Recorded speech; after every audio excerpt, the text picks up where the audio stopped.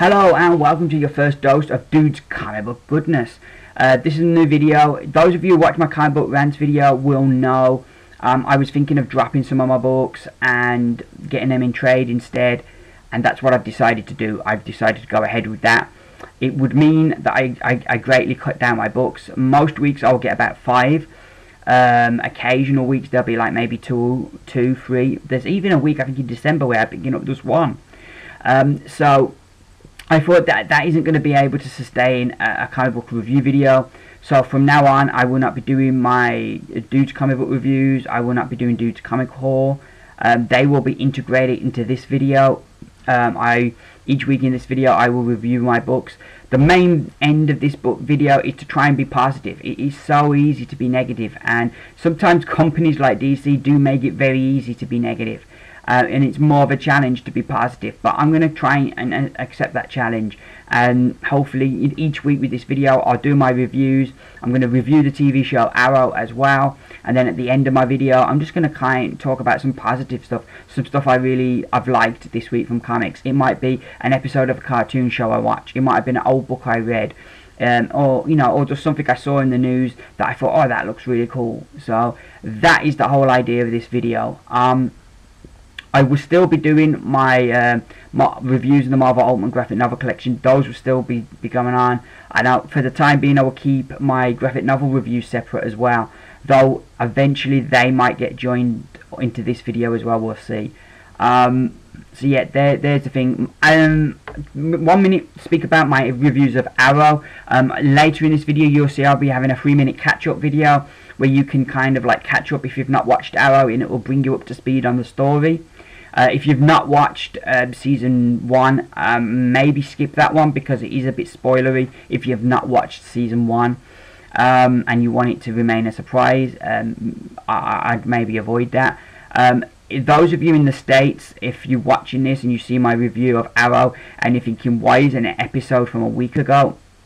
The reason for that is here in the UK we get the episode on a Monday, and you have it the week before us. I'm not sure if it's a Tuesday or Wednesday they have Arrow out in America, but we get it the following Monday here in the UK.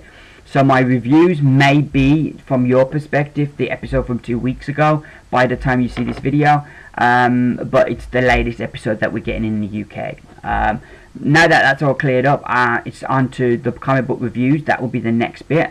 Picked up 6 books this week, which was like a good number. 3 from Image Comics, 1 from Dark Horse Comics, 1 from Marvel Comics, and 1 from DC Comics. So without further ado, let's get to those reviews.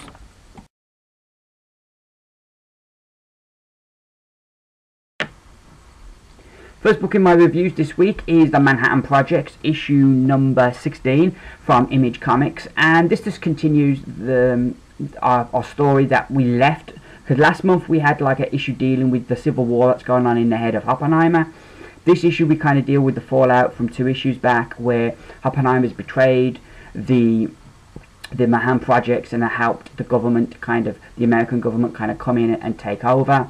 So we're catching up with what's been happening, and this issue very much sets up what's to come. I really love the colours on this book by Jordi Belair, and the way that like our flashback scenes are coloured as red and blue, which really immediately just make you look and you know, yeah, this is a flashback. I love the twist at the end of the book where they twist the situation round, where our main protagonists are all like locked up, but then at the end of the book it's kind of like, well, we're not locked up, they're locked out. So I like that kind of twist at the end. I thought that was really cool. This was probably one of the weaker issues, and I think this will read better as a part of a trade, because it very much is setting up things that will come up later on. So I think in that respect it will be better, but I'm still really enjoying this series, still along for the long haul, and I give Manhattan Projects issue number 16 3 stars.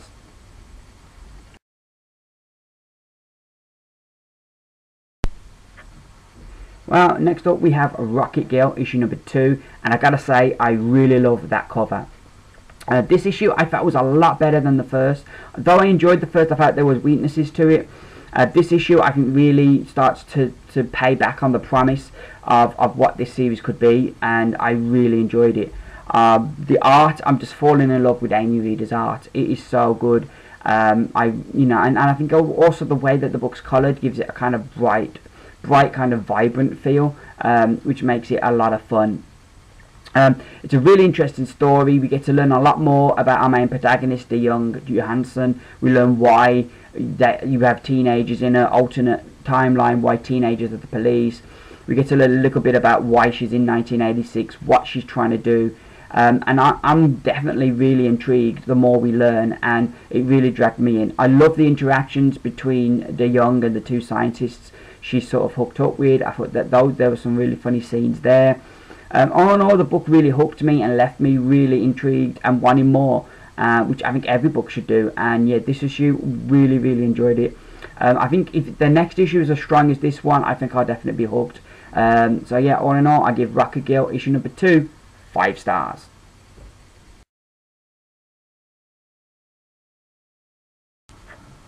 Next is my final book from Image Comics this week. It is Free, issue number 2. I really know very little about the Spartans. I seem to have escaped all the movies and stuff.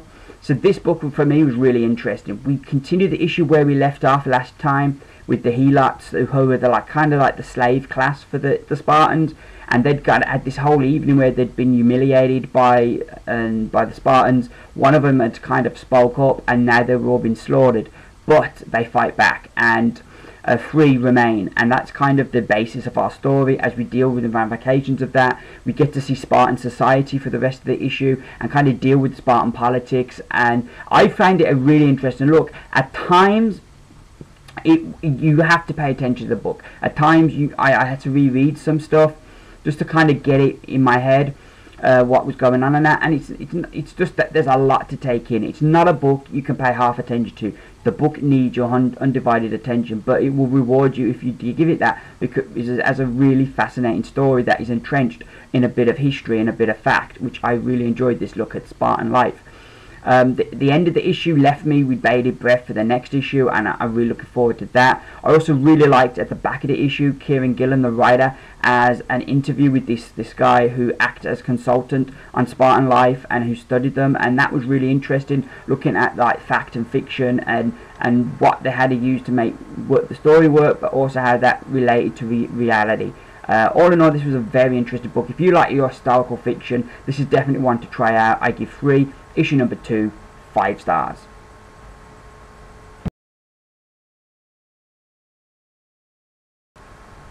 So yeah, next up we have Star Wars issue number 11. If I was still doing a pick of the week, this would be my pick of the week. I really enjoyed this book. It was a real surprise, because I'd felt it had been really picking up last few issues, but this issue really explodes and it is brilliant. It is a frenetic, breakneck pace all the way through. Just not a panel is wasted. It's just a really enjoyable story. Really chuffed that Carlos D'Anda is back. I think he came back last issue, and I just think his art on this book is just tremendous. I love how he cartoons up the characters, but they still, you can tell who's who. And I also really love how he draws all the ships, and especially his Darth Vader looks badass. Also really enjoyed seeing Mon Mothma step up here and be kind of in charge, because in Return of the Jedi we only really get to see her give speeches. We never get to see her in battle, and you kind of got the impression that wasn't her thing, and I really liked in this book how we get to see her sort of take charge. And there's a really great twist when it's kind of revealed who the spy in the rebel camp is. I never saw it coming, and I'm really looking forward to seeing it explained and seeing the ramifications of it next month. But this book really picked up this issue, really enjoyed it. It would be my pick of the week, and I give Star Wars issue number 11 5 stars.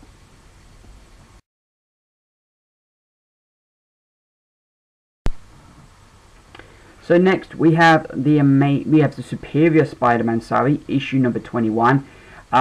This issue, I enjoyed it. I'm really enjoying how Doc Ock's life is getting in the way of his life as Spider-Man, and how they think he's kind of plagiarized Doc Ock's ideas, so he doesn't get his doctorate. Stunner turns up, wanting to kill Spider-Man because she thinks he's killed Dr. Octopus. Little does she know that the consciousness of Dr. Octopus now resides inside the head of Peter Parker. So I really like that twist and how he's having to deal with these things, and it's really good. And I think also we're seeing a different side of Doc Ock when we get to see how he feels about Stunner, and how also his budding relationship with Anna. And I really like those two characters together, and I really like how they're not just painting Doc Ock as this pure evil, that there's all these other sides to him, and he gets the mission of like responsibility, but he interprets it in his own way. And I think the book is really interesting. We could continue to get the impending doom that we can see in the background, and there's like throwaway lines where you know stuff is building. You've got Carly now with the evidence, and there's a twist with that. So yeah, that's all really still building, and I'm really looking forward to seeing when that's going to explode, because you get the impression it's there, it's waiting. Yeah, like I say, so yeah, it was another good issue. Definitely really enjoying what I'm like doing with the book. I give Superior Spider-Man issue number 21 4 stars.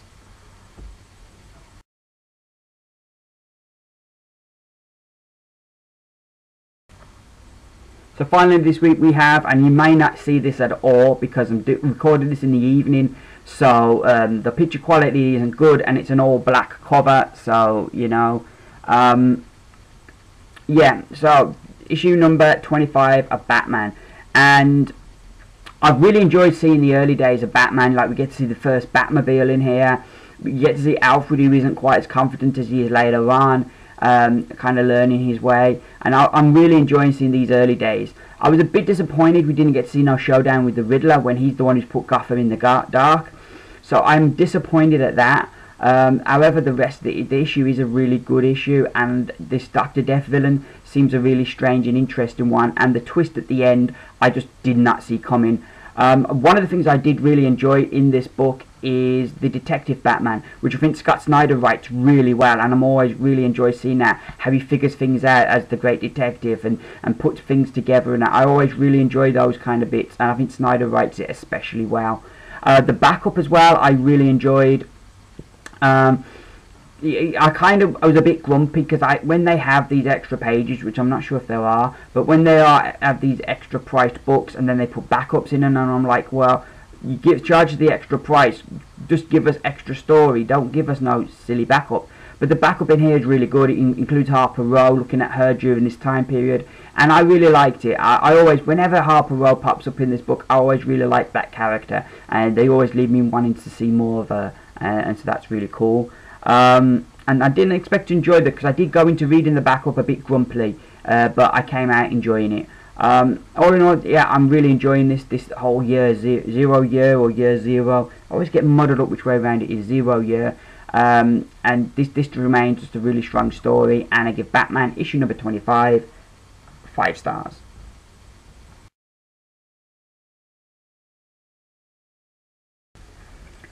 Here I have a 3-minute catch-up on Arrow. The TV show is based off the comic book Green Arrow. In the TV show we meet Oliver Queen, and he returns to civilization after being missing for 5 years. That he, along with the sister of his girlfriend, who he'd run off with, and his dad, were aboard the Queen's Dam Gambit when it went down. And Ollie's now returned to the world. He has got a list of people that he needs to take out that have failed the city, that we later find out that his dad gave him before he committed suicide. Oliver then sets about taking out these people, and takes on the image of the Hood, or as the press call him, they call him the Hood, and taking out these mysterious characters. All the while we have this mysterious undertaking being arranged by his mom and Malcolm Merlin. The series operates as we get the modern day stuff, but we also get flashbacks to what happened on the island that kind of work in parallel as the series goes on. And we see Oliver during his time on the island, how he toughened up and how he became a better man in many ways, and how he encounters people like Slade Wilson, better known in the comics as Deathstroke, and Shadow. In the modern day though, Ollie eventually comes up against this guy called the Dark Archer, and he finds out that the Dark Archer is none other than Malcolm Merlyn, and undertaking his mission to destroy the Glades. His wife had been murdered there years earlier, and he feels that low part of town needs to be taken out because everybody is just criminal scum. They have a battle, and Oliver ends up killing Malcolm Merlyn. Unfortunately, he cannot stop him from leveling the Glades. In all the chaos, Oliver's best friend Tommy Merlyn gets killed as well, and Oliver denounces being the Arrow, and he sees his time as the Hood being over. The second season kicks off as John Diggle and Hilary Smoke, two people who've kind of started helping Ollie.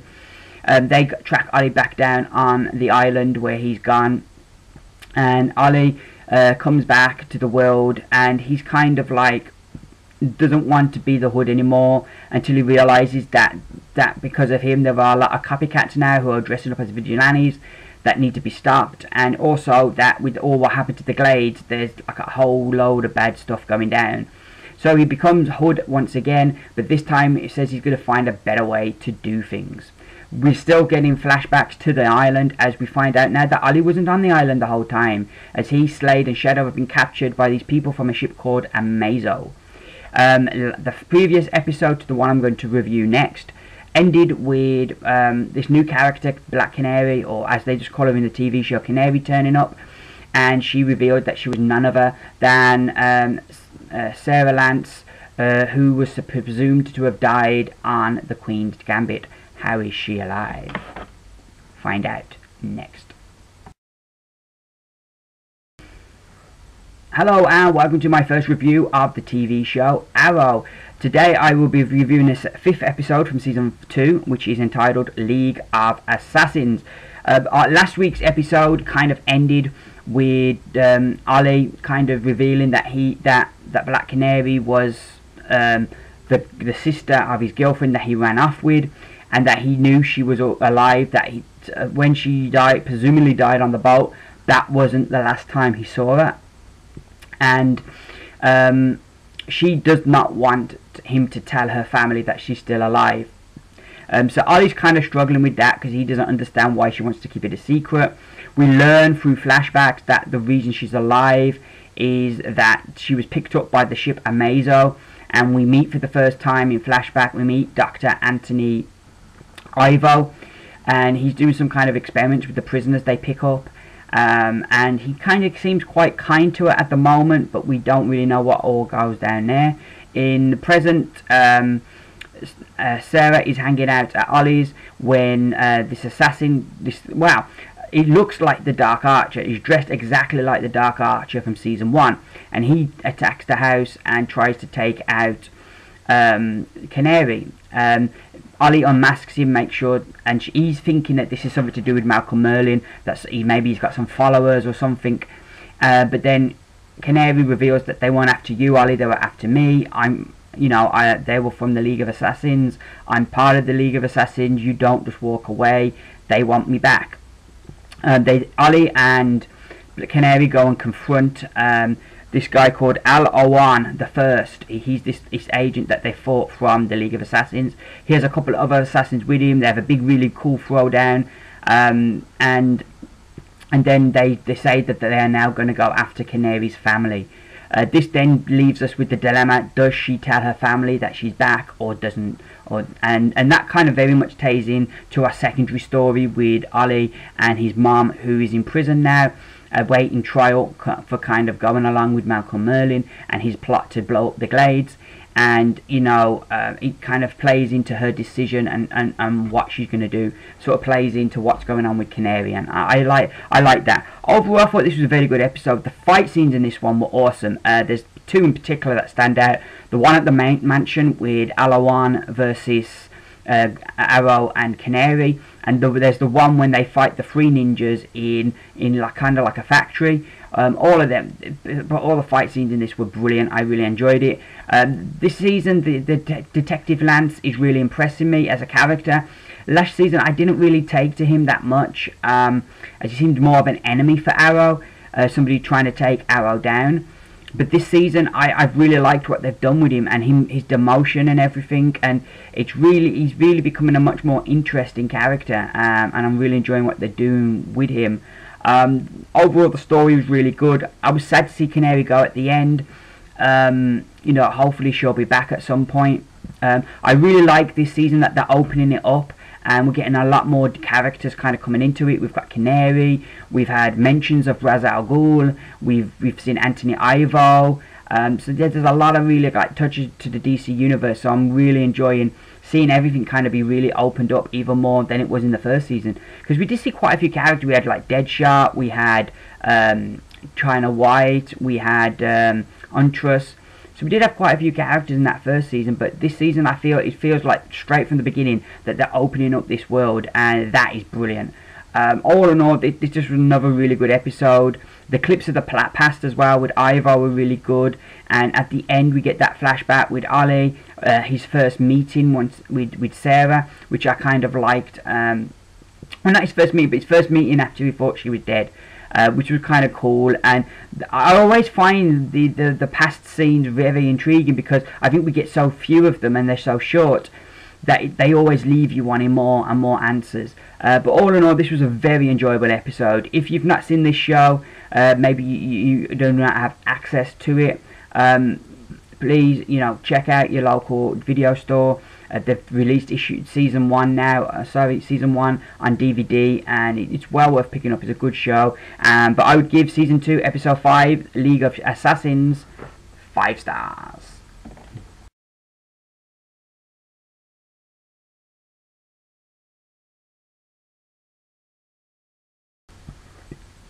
Alright everybody, you have reached the good stuff. This is the end of the show, where I try and pick out a few things and be as positive as I can about them.